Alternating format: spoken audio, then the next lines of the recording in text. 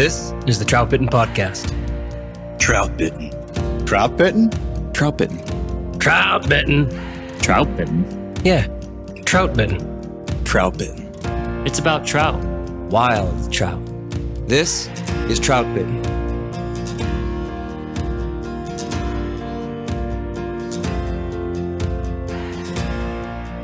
This is the Troutbitten podcast, and thanks for tuning in.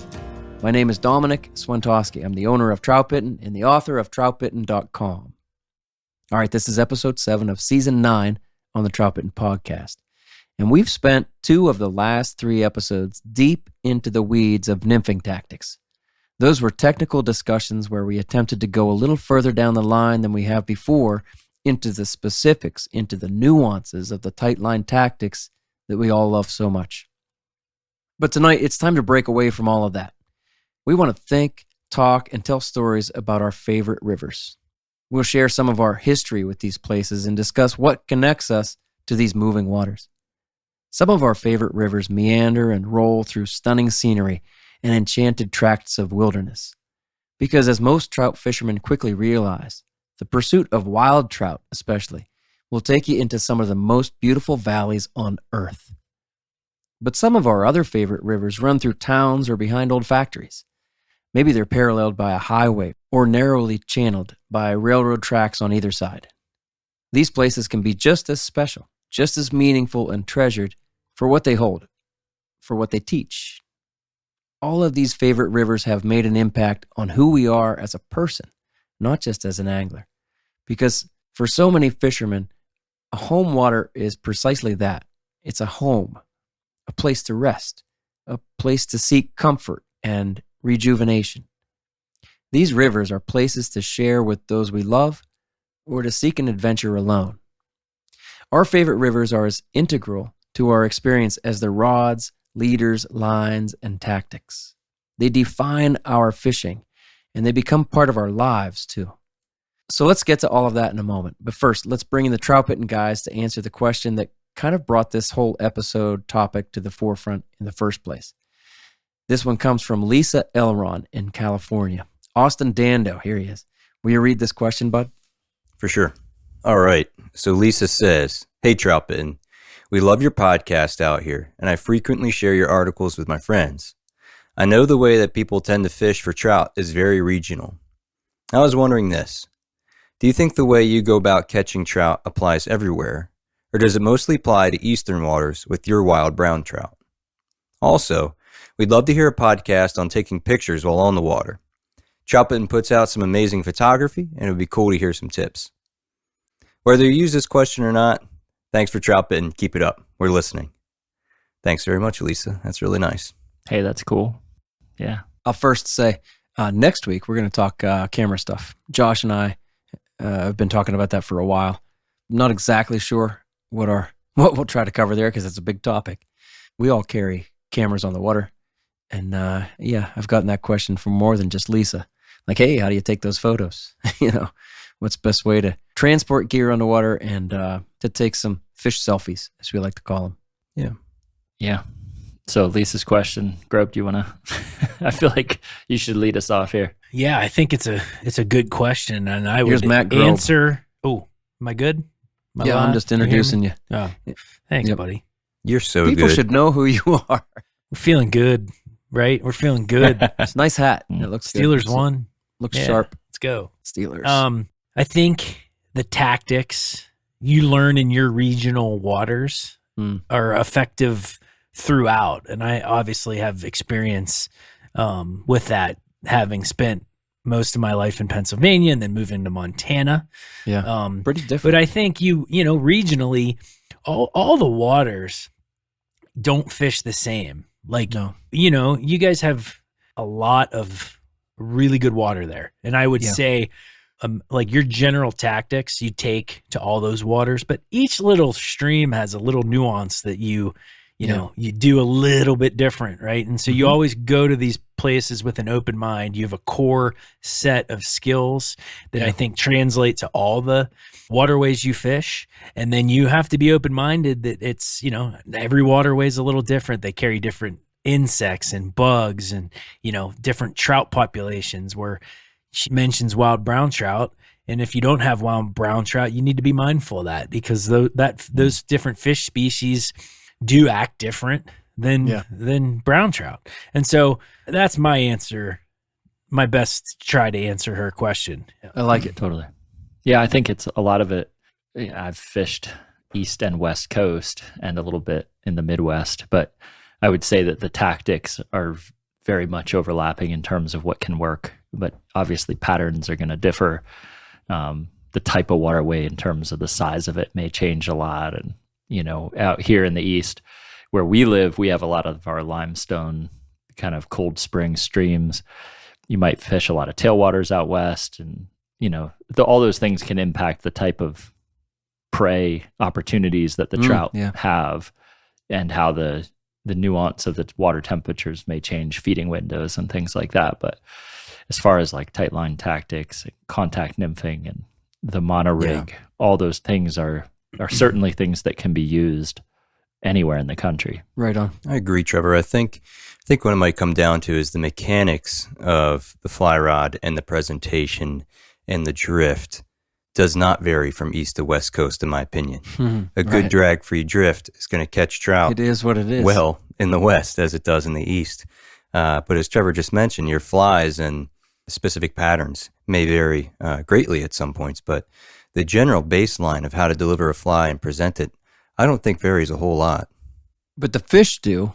And Matt, you were kind of saying that fish are more forgiving in some regions. Absolutely. I mean, I will be the first to admit that the rainbow trout is just more willing to eat. They're less susceptible to, weather conditions from my experience. They're easier to catch, I think. Yeah. That's fair. And so, it's different when you mix the species when in a wild setting, right? I'm not talking art. And look, you can catch stock fish on some wild brown trout streams, and you can kind of predict, right? When you got freshly stocked fish, I'm not going to say a wild rainbow trout's like a freshly stocked fish, but they provide a different source of entertainment. And you might know, right? So that's definitely a key. And they definitely, once they become natural in their environment, from my experience, they definitely tend to reside in different water structures than brown trout typically do. I always tell people you have to be careful what you learn. The fish you're fishing for, the region you're in, again, trout are more forgiving in some places. They're more eager in some places. This region definitely holds some of the pickiest trout, maybe in the world. I just said definitely and maybe. But we have somewhere between there. I have people tell me certainly sometimes. Certainly sometimes, maybe, who knows? I try to be careful about that. But it's a fact. They're tough. They're tough here. But I always say they teach you the right things. We know what they want. Most times it's a very natural presentation. I say you either need to be trying to convince the trout or make them curious. That's two very different things. And around here, we usually need to convince them. Like, hey, this is something you usually eat. This looks just like what you were eating yesterday. Go ahead, eat it. And there are other places where you can convince them. If you go north of here, again, just 50 miles, not even that, 30 miles, you're going to get into a different region with different trout, and they will eat presentations, sometimes more, that are more of that, hey, curious presentation. They're like, hey, what's that? Why is it moving that way? Let me eat that. Let me test that. Our trout don't do that very much. And so whatever, you need to do, back to Lisa's question, really, before we get off on a whole different podcast topic. You know me. Do the things that we talk about transfer across the world, across the country? I say absolutely yes. Because if you learn on the toughest trout, if you learn on some of the most picky trout that you can find in your region and in this region, then that will translate. Now you have the ability to give them very natural and, let's say, convincing presentations. And then if you want, you can say, okay, let me actually move that fly across seams. Forget about the dead drift. Let me animate it out of that dead drift on purpose. Yeah. Once you have that baseline of like pure, natural drift, then you can come out of it. But it is very hard to kind of, your baseline is like, well, it's an okay drift. It's pretty good. It's hard to go from that, the other way. Trout are different, man. I mean, trout, especially the pickiest ones, we know what they want. They want a dead drift. And that's what makes a trout unique, in my opinion. It's what they eat and how they eat it. And for the most part, they want a dead drift. Yeah, they eat streamers. That's great. We love fishing streamers, And occasionally you skitter your dry fly and things like that. But for the most part, I think what makes trout fishing unique is that they so often want that just real natural presentation on a natural food form like that, which is pretty small. And then you cannot cross lanes. You cannot skitter it across the top and get much forgiveness, let's say. They got to be convinced. Yeah, good stuff. You can kind of take it anywhere then, is what I'm saying. As fly anglers and tires, we understand the value of having the right tool for the job. AvidMax.com offers over 20,000 products and the knowledge to help you find the right tool for your job, whether that be at the tying bench or on the water. Listeners of the Troutbitten podcast receive a special one-time discount code at AvidMax.com. Enter the code TB10 at checkout on full-priced items to save 10% off your order. Orders over $25 ship for free, so you can put more gas in your tank or beer in your cooler. For all things fly fishing and tying, elevate your game with AvidMax. For over a decade, Smith Creek's high-quality fly fishing accessories have helped anglers just like you to keep your gear in easy reach, free up your hands, and keep our waters clean. Their award-winning Rod Clip Plus now has 2 ways to attach it to your vest or pack, making it easier to tie a fly, change a hook, or release your catch. All Smith Creek products are built guide tough, using rugged materials and backed by their strong commitment to customer service. This fall, Smith Creek is introducing even more new products, so keep checking their website at smithcreek.co for more information and special offers from now through Christmas. All right, guys, let's get to it. Let's talk about some of our favorite rivers. What makes these places that we fish so often special? And maybe you've only fished them a couple times. I don't know. Let's talk about some of our favorite places. What about these rivers calls to you? How have they shaped you as a fisherman? What stories can you tell about your best rivers? But before we get going, let me first mention that we won't use river names tonight. And if we do, accidentally, I'll bleep them out. Troutbitten regulars already understand our long-standing policy. 9 years ago, when I started Troutbitten, I made the decision not to name river names. I didn't then, and I won't do it now. We won't do it. We did a full podcast on how spot burning does no good for anyone. And I always say that we keep these river names unspoken, not for ourselves as much as for everyone else, for the whole community. Because every river, every piece of water out there is somebody's favorite spot. And it doesn't need the extra exposure that name dropping will give it. But if you talk about a river tonight and you're pretty sure you know where it is, because maybe you're from around here or you're from out Matt's way, like that's great. You probably love it the same way as we do. And good for you. But that's not spot burning. That's just the simple shared experience and knowledge of a river. It's as if we had the same friend in common and you could easily recognize her traits and characteristics. Yeah, very nice. So then, as anglers, we are built around the waters that we fish. And where we fish might be the fundamental factor that shapes our fishing life. All right, what can you share about these places, guys? Tell us about your favorite waters. Yeah, this is going to be a fun one. I like it. Yeah.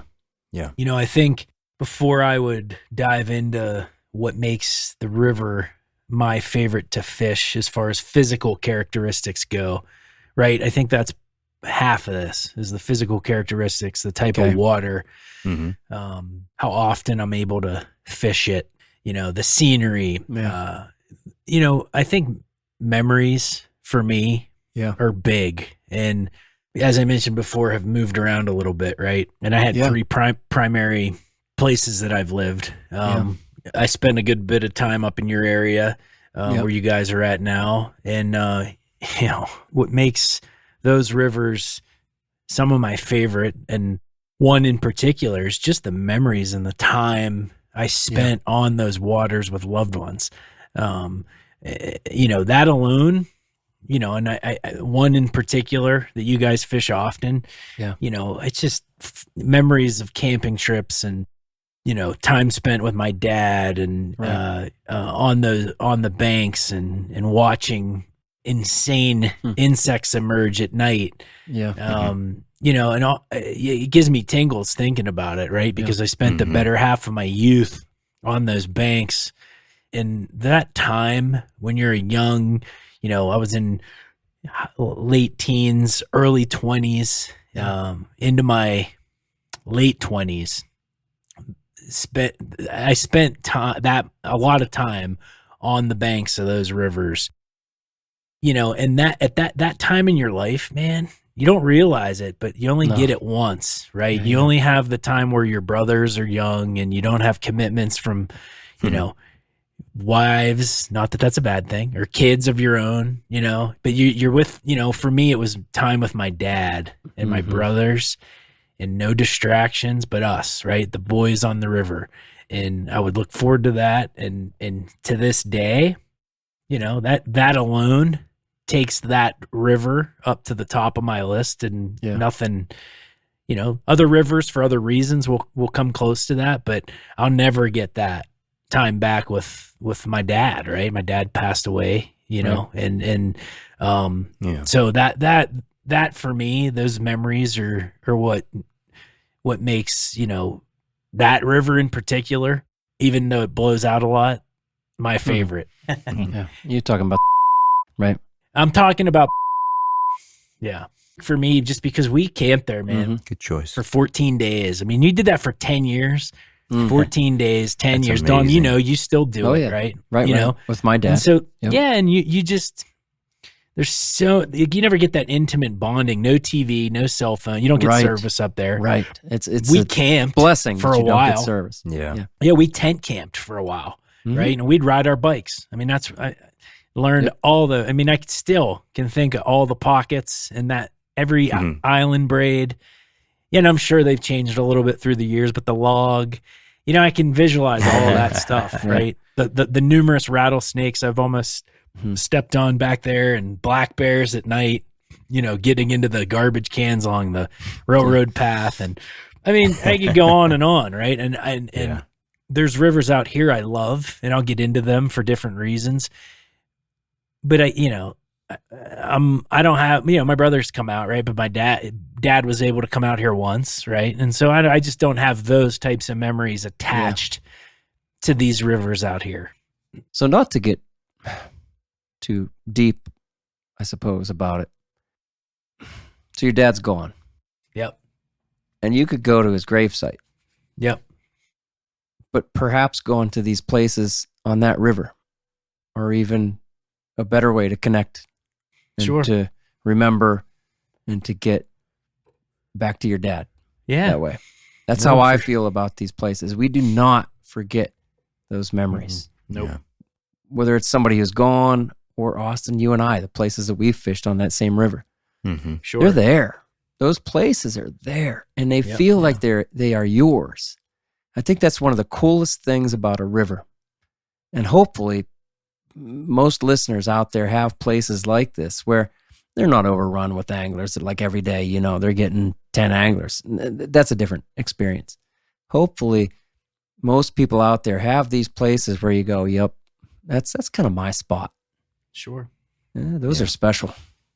Yep. Thanks for sharing that, Matt. That's really cool. Yeah. Yeah. Yeah. I think you answered the question in like all the different dynamics and aspects that I was trying to think about it in, because I was trying to think, what makes my favorite river. And I think it's really hard for it to be centered on just the fishing experience, right? Or how successful you are on a particular waterway. It's so much more than that, whether it comes back to the scenery or the experience of fishing on that particular waterway or the memories you've had there. And I think I would have a lot of trouble picking one favorite. Oh, no, you don't need river, to pick right? one. Right? Yeah. And for sure.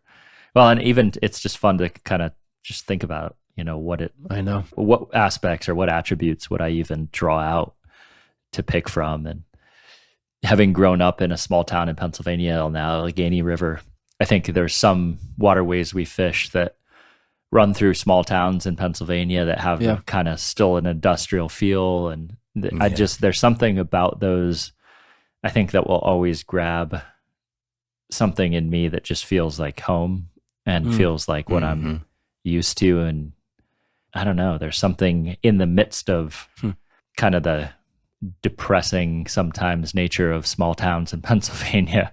There's just like, that was home, and it feels comfortable, and it feels like what I'm used to, and I kind of crave that and seek that out. And then the complete flip opposite, the most isolated, the most away from people, where you won't see anyone, if you fish all day long, most days out of the year. I think I really appreciate the solitude and the isolation and just what that offers in terms of the balance it can give our busy lives with so many touch points. And I feel somewhat inundated day in and day out with my job and with having 3 little kids, and just, there's a lot coming at you every day. And so it's really hard to match the experience of being out on one of those real small streams and just feeling the therapeutic nature of what that is. So I guess I just see this in so many cool ways. Yeah. The blue lines are a good point. Following up on what you said there, it's the solitude for me that I'm so often craving. Yeah. And in the wild experiences, which often go hand in hand. The closer you get to the parking lot and the easy access, the more people you're going to have. And you do get, like I said in the intro, like there's 2 railroad tracks, sandwiching you in, or a road right next to it. And those are okay things. That can be fine. But yeah, it's that solitude that I crave the most, Trevor. And those blue lines, those small streams, really almost guarantee you that. And that's cool.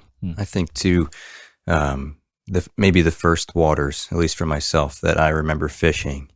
Like I grew up in southeast Pennsylvania, and there's very, very little wild trout water, mostly stocked.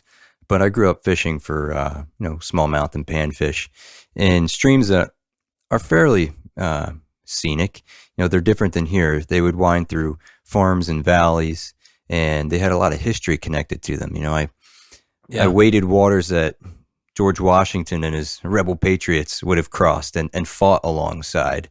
And that was always such a cool thing. And that added this romanticism to the whole experience.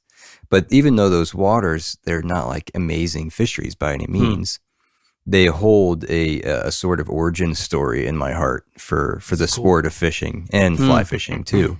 But just fishing in general always draws me back. That's kind of neat. It's pretty cool, man. That is. I don't know that I've thought about it that way so much, about the history of the location. I think about my own history. Yeah. Yeah, it's not common. Sure. My area was sort of unique in that aspect. You could walk by old bridges that soldiers built to cross over the river, things like that they're not around many places. But it's so extraordinary to me. I was just going to piggyback on that, Austin. Not the same historical significance, but I feel that in the Yellowstone area in the park. Oh yeah, sure. When I go, sure. And I'm just sitting in those waters, man. And you got the thermal features and the geysers on the bank.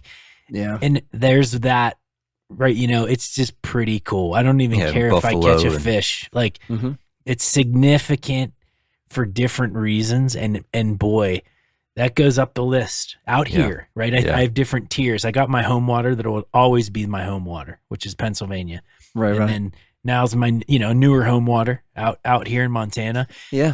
And those significant, historic, it's an oddity to me growing up in Pennsylvania, being in a river with thermal features and wild bison cross, it's just totally neat, wild, and I need to experience that a couple times every year, just, and it just puts a smile on your face. It does. Yeah. Love it. Austin, about the history. Yeah. That is neat. I can think of one of my favorite small streams. Every time that I fish up, it's about 1.5 miles from where I park.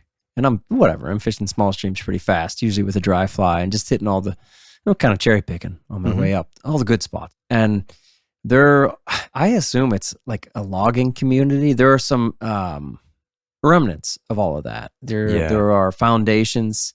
You guys, Right. I'm sure, have run across all this kind of thing. And there's some tram roads that you're like, yeah, that was probably a logging road. Old forges and things like that, probably. Right. And that's the kind of history that I suppose frequently run into. That does change things. It makes you feel it deeper. You go, man, this is bigger than me. Yeah. And Right. that's really neat. I had a book on hiking, central Pennsylvania area. And I kind of used that to not only hike, but to get into some neat kind of out of the way spots for fishing. Yeah. And then within that hiking book, they had stories about the history of that area. And that stays with you. Really cool. Kind of like the history that you have with yourself, with your family. Oh, I fished here with my brother, with my dad, or I just fished here 50 times by myself. It's there is a deeper history. That's neat when that can kind of come in, and that just widens the whole experience, I suppose. Absolutely. It's cool. We'll jump into some physical characteristics. We ready for that? Oh yeah. So for me, my favorite rivers definitely consist of riffly water You want it to be moving. with boulders. Same here. Yeah, I mean if I can break down my favorite stream I was talking about in Central PA, and those sections that got the riffles and are harder to wade Yeah. are my favorite. And so out here, whether it's out here or back home, that's what I like. I need a river with that. I call it some guts, right? You gotta, it knocks the hardy out, right? I mean, and it takes guts to wade it. And It does. And I just love getting in that hefty water with fast current and nymphing. And I love to tight line nymph that stuff. Sure, will I throw a dry fly on? Absolutely. But my favorite waters need to consist of that technical current, hard to wade. That for me, that's something. Any river that has that would be a favorite river of mine. Mm-hmm. Yeah, I like that a lot. I like to have some depth variation too. I like something that's not homogeneous the entire stretch, but I like to have some deeper runs and slots and even some bank water. It's just fun to have, like the more intricate the stream bed, I feel like the more of a puzzle that river is to kind of unpack over years. I like rivers with a lot of bends in them. Yeah. And often like extreme bends sometimes that create those either extreme characteristics of depth changes or sometimes big rock slides that kind of emerge out of the water into the side of the mountain, or even the ability just to get away from the sun that they provide. I love bends. That's cool. That river we're talking about has all of that. Yeah. Like you, Matt, I like the heavy stuff. I often go to the heaviest stuff I could find in a river. It washes everything away. It definitely provides just that soundscape that's just you don't hear much of anything else except the water, and you feel it around you, and you have to kind of pay attention. When I was in college, I worked on a construction crew, and we would do I don't know, like we replaced soffit and fascia and stuff that was 3 stories up sometimes, and we were this is kind of before all the like tying yourself in and whatever. We were a little dangerous up there. Before tying yourself in. Seriously, we were up, on just a little plank and just a little walkway, between ladders. And you had to pay attention, because one bad step and you could die. Well, in this case, I'm saying like in some of our favorite waters, like we're talking about with some heavy water, you have to really think about what you're doing. You kind of have to stay on task. Right? You can't really just kind of wade where. No, you're not going to wade just where you want. You're not going to die, if you take a misstep. But you're falling in and going to change your day. You got to go back to the car, whatever. You don't want to fall in. You can't really go on autopilot. You kind of have to continue to think about what you're doing. I love that. It's a great challenge. And because of that, Dom, even if you have, in each one of our favorite rivers, consists of water like that, you can pretty much assure that even during a busy day, right, that piece of water is probably the least likely that got fished. That's because fair. it takes more, Great point. It takes more effort. It's more complicated. It's not the easy place to fish, right? Yes. And so that's why I feel like we tend to like that as a group, right? We tend to flock to that because it isn't the easiest place to go to. My boss in Montana, Matt, he used to call it a young man's water or young man's river. Nice. Right. Which I always loved. It's true. Yeah. Well, that's why I like wading too. Even in preparation for this podcast, I was thinking about, let's talk about wading and why we like to wade and whatnot. Now, we've done a full podcast on kind of wading tips, wading skills. And I was like, let's just talk about the rivers. But it goes to that. My favorite experience in a river is one where I wade. And this one that we're all talking about here so much too, but right back here, you're not floating it. Nobody floats it. Nobody floats that river. Because you can't. Even though it'll get bigger sometimes with heavier flows, there's so many islands and braids that break it up. You can't even float a fly craft through there very well. Sure. Wading, man. It puts you in. I'm with you the on river. that, man. Yep. Me too.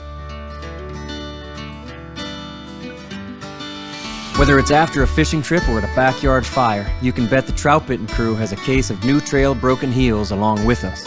It's honestly our favorite beer. This hazy IPA is smooth and full-bodied.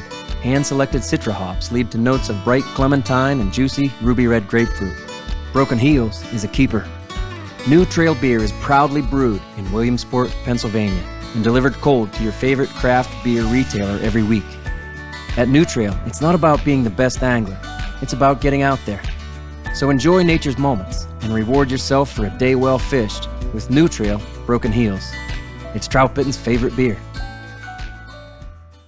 I've got lots of experiences out here on a boat, and some of them are great, and some of them are fun, and it's different fun. But I would say the majority of those rivers, outside of one, they're not my favorite. I fish them, but the one I really love, I can wade it most of the year, and sure, I can float it when it's runoff. But boots on the ground, right? I know, right? That's where it's at. Those are all my favorite rivers. All of my favorite rivers, thinking about this as we were approaching this topic, are wadable rivers. Some of them when they're high, just a couple of them when they're high, you can float through there. But almost all of my favorite days, my most memorable days, the ones I've written stories about and things, it's about wading, boots on the ground, like you say. You're part of the environment. You're in it. You're not floating over top of it. I like that. Again, not that there's anything wrong with floating, but it's fun in its own way. But man, being in it. I like the story you wrote on wading called We Wade. That's always been one of my favorites. And I remember when you wrote that, it was after we'd fished this river that we're talking about, when it was probably... it was about double its normal for normal the time of year. Yeah, and it was a bit of there was some comedy mixed throughout as we were. I think you were watching me try to get to the far bank water that I was just dead set on getting to. That was just about over my waders and was pushing pretty hard. And that can be seen on the cover, right? Yeah, you can see a distant picture of it, and I hooked into a nice fish on the other side, and then fell in a couple times trying to land it. It was pretty hilarious. So the story is far more graceful than the exhibition I put on that day. The exhibition. But it was. I mean, I love that stuff. Like I would rather fish and fall in than never fish that far bank, even if it's pushing it, I hope to be fishing young man's water even when I'm 80 years old. That's right. I'm going to do it. Right. That's right. Absolutely. Like one other thing I really like, a diverse river. I really like diverse rivers in the sense that diversity as far as fishing seasons go. You need I need a river that will fish year round, provide an opportunity to fish year round, and also with the bugs. And I like to mix it in, and who doesn't like to throw a dry fly, right? Right on. I need that opportunity to switch it up and change it. And our favorite rivers have pretty darn reliable hatches, right? Yeah, so where you want to mix it up. Yeah. You can go in the evening and fish over a spinner fall, or you can arrive during the day at the beginning of the hatch when the mayflies are hatching. All those things really create that favorite river description for me, as well as all the other things we listed before. There's a complexity there.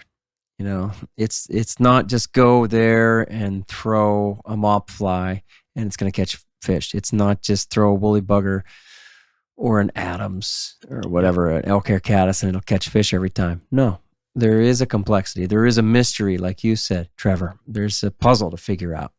That complexity, same as you, Matt. That's what I tend to go back to over and over. I've made life decisions around these rivers. The one that's right down the hill from me, I live here on purpose. I lived on the other side of the valley, and now I live on this side of the valley because of that river, because I can literally walk to it and learn from it like every day if I want to. That's all I wanted when I was a kid, and now I have it. Amazing. That's cool. That's a cool point, Dom. We're fortunate to live where we live, and I've been out here almost 10 years now, and one of my closer rivers maybe wasn't as one of my favorites at the beginning, and I would bypass it to go to my favorite river out here. Really? And over the course of the last 5 or 6 years, because of different priorities and whatnot, that close access, you start having kids, has created that I got a favorite river. I'm like, and it's very close to the other one. So I got two, and you can say like, look, they're world famous rivers. Sure they are. And I always joke with people, and you could joke with people about your rivers there. Yeah. They're world famous for a reason. Yeah. Right? Like I get that clicker I sent you the other day, right? On the, right?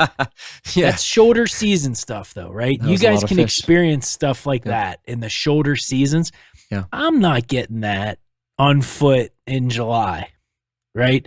But because I experience it in the shoulder seasons, it's like, wow, you understand why this river is as famous as it is. And that's no different than the rivers by your place, right? They might be tougher to catch fish come May, but now you guys are out there and boy, they really show you what they're made of, and anyway, that, like I said, that local access is funny because it kind of wore on me, and I'm like, yeah, I like this river. Yeah.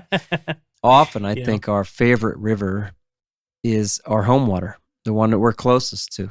And again, the one that's just right down the hill from me.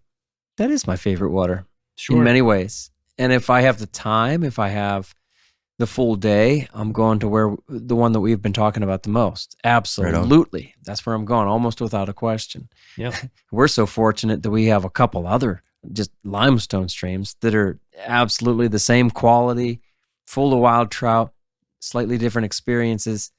But that home water, that one that's right there, that has become my training ground. And it's changed. It's changed over the years. I'm a little pissed at it right now. It's not the same as it was a few years ago. We've talked on this podcast about maybe why. We don't necessarily have answers, but it's changed. It's just different. Maybe I'll meet somebody who goes, oh, hey, I got it. Hey, it's this, and that. And that angler will have a formula that I just don't have right now. But I love it. It's a new mystery. It has changed. And so anyway, it's those home waters. The only way I know it has changed, I can absolutely tell you it has changed, because I spend just 1 hour long trips on that. Sometimes I won't put my waders on and I'll fish from the bank. And I spend many, 2 and 3 hour trips on it, and then full days too. But some of these short trips just are more confirmation. Like, yeah, this is different. It's that ability to fish that home water because it's right there on your way home from work, or on your way to get the groceries or whatever. Yeah. You learn it inside and out. And that's a big reward. It's especially to see it change. Again, there's a new mystery right here. And, I'm working on it. I think I kind of have some ideas and some things that I think I know what's changing and how to adapt. It's cool. That home water, though, I think so often, like you're saying, Matt, becomes one of your favorites. A fickle relationship, right? Yeah. Because you know it so darn well. You can get pissed at it, and I've gone through that. I've been there, and then something. Usually, the shoulder season fishing for me always brings it back to a like, all right, I can accept and share this river, right? Because you almost have, because it's right down the street from me or over the hill from you. Yeah, we tend to protect it or want to own define it. Shoulder season. Just, for me, for us, I think we might have a little bit more of a prominent shoulder season because of the tourist piece. The right? out of season, like not peak season, what people think of as what peak. lies Our on peak season, right, Trevor, on. think of our peak season as your April through end of May, right? Yeah, totally. That's all summer for us, Yep. for the most part. And so, Dom, you didn't necessarily say why the river's declining, but I find that during the heat of the season with all the pressure, the fishing tends to get harder, and it's just the way it is. There's more people, there's more fish are getting caught. Where I'm saying, off the shoulder season, where you get that river rested a little bit, it's just fish is different, and it's back to like, oh man, back to itself. It feels like it's back to itself. And and Dom, I haven't been up there for a long time, but we used to have those. I mean, the river we're talking about, man, some of the best memories I have of that river in winter. Yeah, I know. Winter. I mean, isn't that interesting though, Matt? When clients get in touch with me, they often say, "Okay, I want to come in the best times." Like, well, that might not be May, huh? Sure, right on. Sometimes they're waiting for the hatch. It might not be April or June because they have so much food to eat. That might not be your best time. And these shoulder seasons, as you're calling them, I am in full agreement with that. Those are actually my most predictable times, and it's right now. Yeah. It's often the times that they are outside of what people think of as peak. Not only much less angler pressure, but really less bug activity. So there's less for them to eat. So why wouldn't they eat your fly better today than in April or May? I'll tell you, I mean, it's less comfortable. There's no question about that. Yeah. And that alone, people don't like that. And that's okay. Like, I don't want you to come out necessarily, but, and that's okay. If you don't care, and Dom, to your point, you want to hit the bug hatch, that's going to coincide most times with the nicest weather. Yeah. In the sense of warmth, right? And all the water temperature rises, well, so do the bugs, right? But to me, to you, give me the gloomy days and the, ugly days, right? And the cold, and that brings out my favorite river usually at its best. Yeah. Along those same lines. I mean, many of my favorite rivers do have that full 365 ability to fish them around here. Not all of them, though. Trevor, sure. I thought you had something smart, Trevor. I know. I was thinking you were on the cusp. I was. I just think it's an interesting point that within our favorite waters, there's times where it, just like any relationship with a person or a friend, there's just periods of time in which you get really close with one person for a particular reason, whether it's because work's taking you out this way for a while and you're stopping by that river, or that's good. The weather's been like this lately, and that all of a sudden turned this waterway that's usually a foot too deep for me or whatever. Now it's perfect, or, there's just like these interesting nuances to why we sort of attach ourselves to different waterways. And I think, as much as certain ones, like you mentioned earlier, Dom, your home waterway may be yours for life, there's also, I think, ones that will always play roles in different seasons of our life. Yeah. Speaking of seasons, I like that. There was times when I was living in North Carolina that I'd fish a lot of waters that did not have a good population of trout. Mm-hmm. Yeah. And that kind of grew on me, the fact that the rarity or the scarcity of a trout. Nice. You had a good attitude, buddy. Good job. Good attitude. Yeah. Right. And oftentimes it was the reward of a larger trout. We haven't said this yet, but we also like rivers that have large trout in them, or at least the chance to catch one. and the kind of the lure or the challenge, the mystery of finding trout in waters that seemingly may not have any was something I loved. Yeah. It's neat to find some, like those non-traditional reasons to love water. And I think that, I mean, sometimes it just forces you to It's just hard. expand yourself a little bit as an angler, right? And as a person. Well, non-traditional, let's say. One of the lousiest pieces of water that I fish on a regular basis, I do it at least twice a year. I take my boys up and we fish it just because I have that history on it. It's a small tributary to one of the main waters just north of here. And I literally grew up, fell in love with trout fishing when we were camping with my uncle who bought a pop-up camper. And we would fish the stocked stretch of that river. And we were camping only 80 yards away from the river. So we'd fish right behind there and then go up, and then it splits.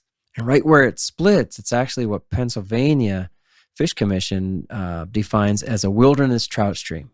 If you continue to follow it up, it goes through a really wild valley without road access. And I think PA needs to have at least a Class C wild trout population in there for them to also designate it a wilderness trout stream. And well, when I was a kid, I don't even think they had those designations. But I remember going up there with my uncle. This is way beyond then where they would stock it. They kind of stopped stocking it about a mile below where that split is. And my uncle and I would just keep fishing up. And sometimes we'd take his truck and go across, if the water was low enough, we'd go across the river. And we'd drive up a little bit. It wasn't a river, it was a creek. We'd go across that creek and drive up a little bit into areas that he hunted. And then we would fish this. Again, it's only 20, maybe 30 feet wide at the most. We get up in there. We just did not catch that many fish. And back then, we kept almost everything we caught, too. Most of them were still stockies that would swim up there, but we'd catch some wild browns. And I remember some of the wild browns were like, well, we can't keep that one. It's not big enough, But so I still go back there. It's kind of a lousy trout stream. I mean, it's gorgeous. So it's not even fair to call it you're too good loud. for it. That's right. I'm an elitist. I got to have perfect conditions or else it's not good. That's right. Nah, you know what I'm saying? It's lousy in the fish catching, right? And more than half of what you catch is stocked from way down below. And the wild trout population is either cropped from people keeping them or I don't know, maybe the conditions just aren't right.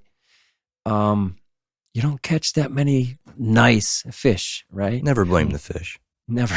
Maybe it's my fault. Maybe there are really big ones in there. Got to get Deli in here. He'll catch them. Yeah. You get it. It's the history. It's the history that I fish it for. And I've taken my boys up into there. We do it twice a year. And I will always do it. As long as I live, I'll go up into that valley. And that's one of my favorite rivers. Absolutely. Yeah, and it's interesting, Dom. You probably get like I said, you're getting all these emotions. Yeah. And it's not the catching. No. I mean, and that's like, that's a pretty special place, and you can find favoritism in something like that, and it has nothing to do with the trout population, right? No. But something's getting you back there, and you're sharing it with your kids, and who knows what your kids are going to do. Yeah. Take their kids back to the shitty stream Dad used to take me to. Yeah. Hey, you think about it, it's pretty cool, right? Dude, it is. Yeah. And so again, my uncle had bought that pop-up camper, and almost every year when I always park right where we used to camp, and I almost always take a picture and I send it to my Uncle Brian, and I go, I'm back again. Or I said, I send him the picture, and he's like, yeah, there you go. Remember this? Remember that? Yeah. Mm-hmm. And you can't see the fire ring anymore, but 10 years ago you could. 10 years ago you could see the little fire ring. I don't know. It's gone now. It's under the leaves and whatnot.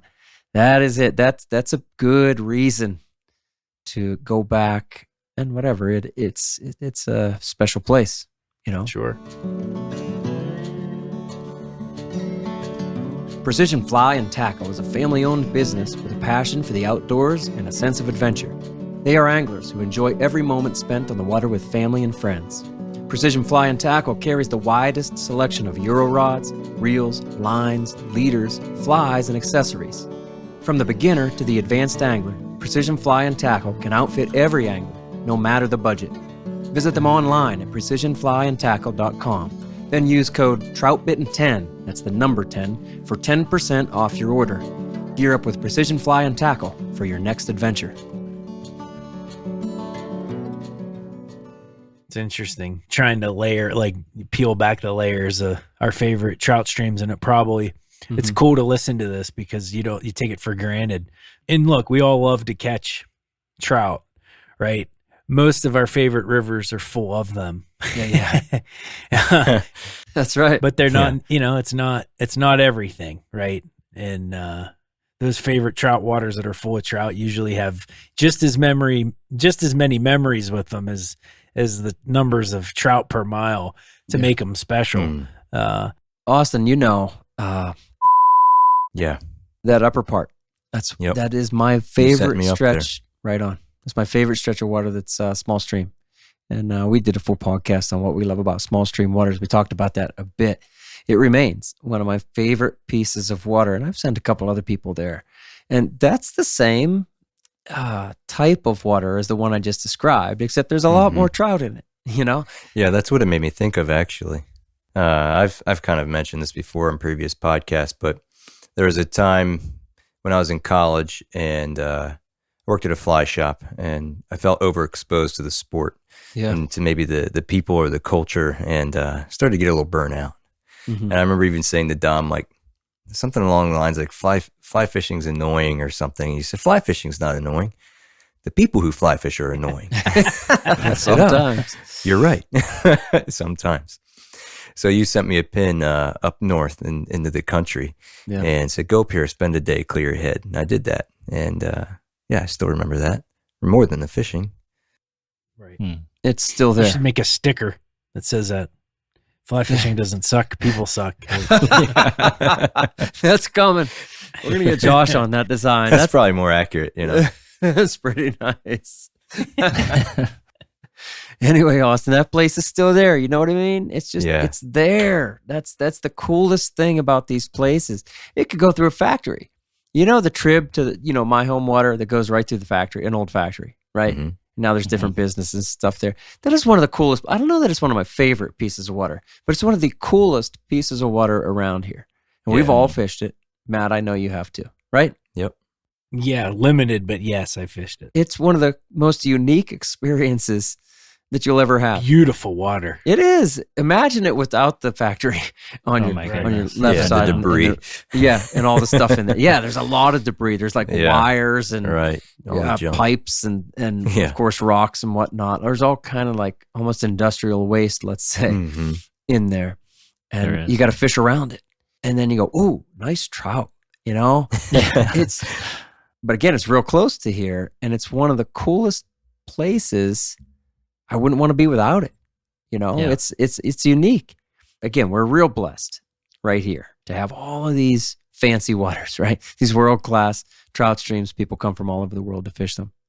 And nobody fishes that one I just talked about. Almost nobody, right? Mm-hmm. And so we have that.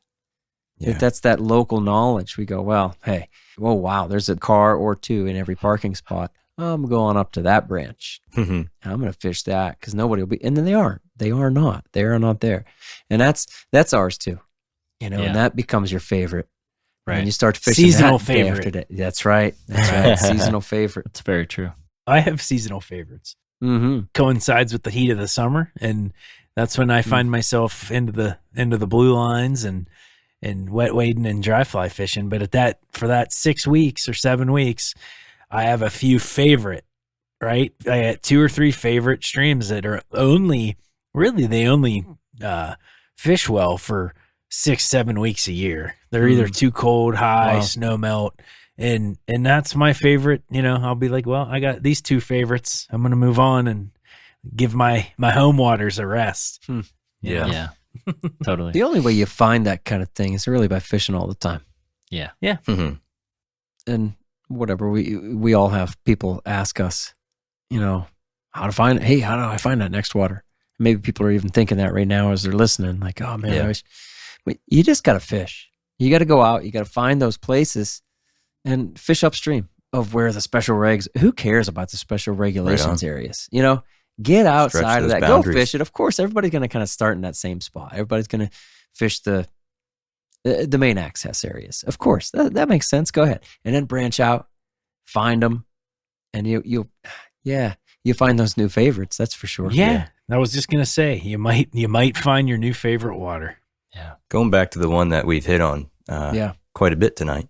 Yeah. I thankfully lived with about 15 minutes of it. Yeah. And one of the characteristics of that stream and other streams that I like that share it are distances between accesses. Mm-hmm. Other smaller streams or streams that are paralleled by a road often have accesses along it very, very often. A quarter mile down the road, there's another pull off. Yep. But when you can get to a place where it's 2 miles between a parking space and you can stick yourself right between those 2 miles, even though there might be a peak hatch or, a prime season to be there, there's still the chance to get your own solitude for at least a good part of the day.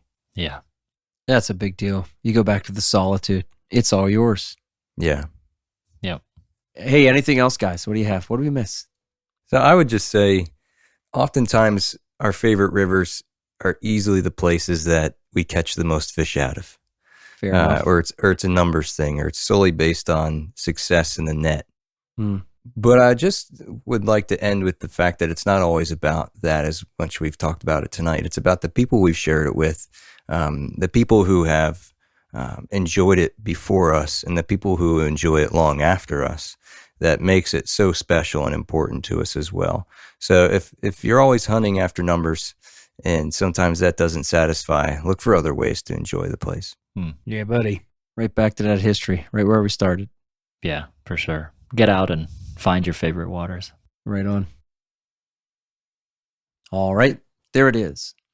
So our favorite waters range from stunningly scenic mountain tributaries that guarantee solitude and willing trout to a simple, average piece of water that runs behind a strip mall. Rivers can become favorites just because they're close enough to fish more often. Or maybe it's the memories.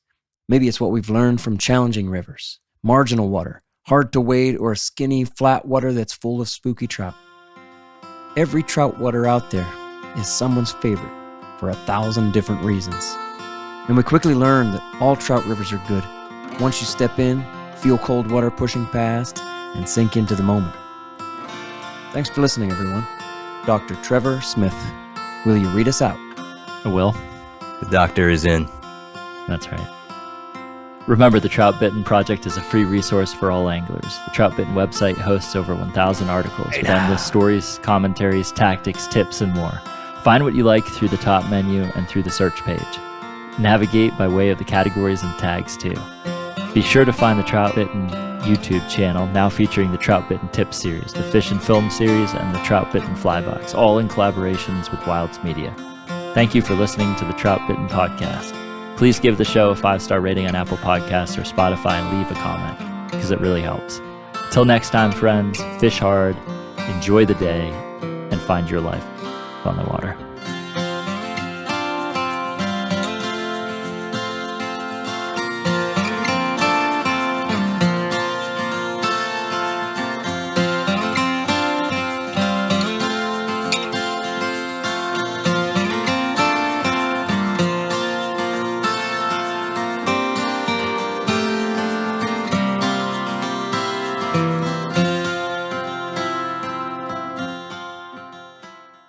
I love bends. We were a little dangerous up there. The story is far more graceful than the exhibition I put on that day.